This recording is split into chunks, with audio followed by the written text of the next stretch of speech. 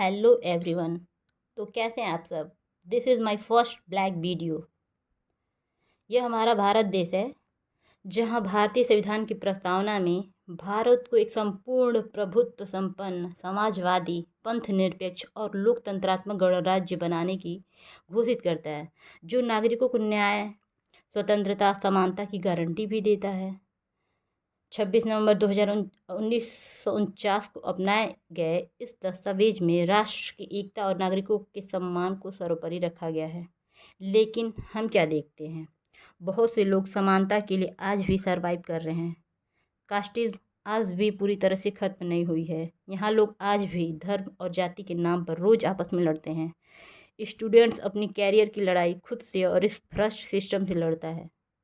हमारे देश में रोज़गार की तो ये हालत है कि स्टूडेंट्स भर्ती के इंतज़ार में या तो खुद को संलग्न करके एक आध भर्ती में खुद को चयनित करा लेता है, या कभी कभी भर्ती के इंतज़ार में युवाओं की उम्र निकलती जा रही है। सरकारी नौकरियां 60 साल की उम्र तक ही रह सकती हैं, लेकिन प्रधानमंत्री का पद 75 साल से ऊपर। ऐसा क्यों? सोचने वाली बात है। यहाँ स्टूडेंट्स को कांस्टेबल बनने के लिए भी यूपी पुलिस का एग्ज़ाम क्वालिफाई करना पड़ता है। डिस्ट्रिक्ट मजिस्ट्रेट बनने के लिए यूपीएससी क्वालिफाई करना पड़ता है, जो कि 3 चरणों में होता है। लेकिन खाद्यान्न मंत्री, शिक्षा मंत्री, रेल परिवहन मंत्री, एमएलए, एमपी बनने के लिए कोई भी एग्ज़ाम क्वालिफाई करना नहीं पड़ता। ऐसा क्यों? जो पढ़ लिख एग्ज़ाम क्वालिफाई करके हर छोटे बड़े पद पर जो भी चयनित होते हैं, उन्हें कुछ अनपढ़ों के पीछे तन मन धन से उनकी सुरक्षा की जिम्मेदारी भी लेनी पड़ती है। और तो और आज के ज़माने में राजा का बेटा राजा बनेगा वाला स्कीम भी चल रहा है।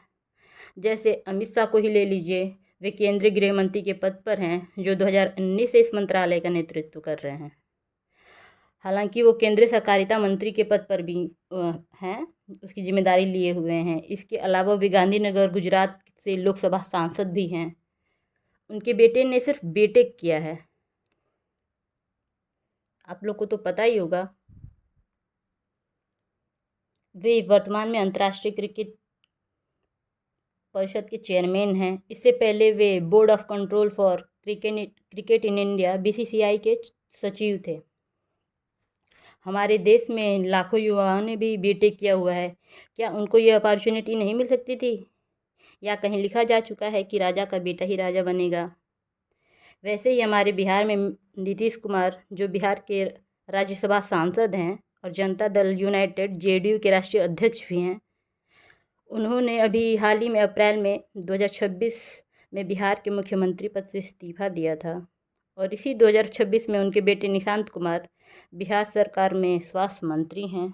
हमें तो उनका भी स्वास्थ्य कुछ ठीक नहीं लगता, हालांकि वो स्वास्थ्य मंत्री बन चुके हैं।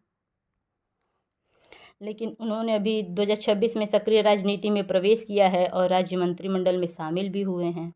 तो कहने का तात्पर्य यह है कि कुछ दिन पहले नीट एस्पायरेंट्स को इतनी दिक्कतों का सामना करना पड़ा है कि कुछ होनहार स्टूडेंट्स तो इस सिस्टम से लड़ने के बजाय आत्महत्याएं कर लिए।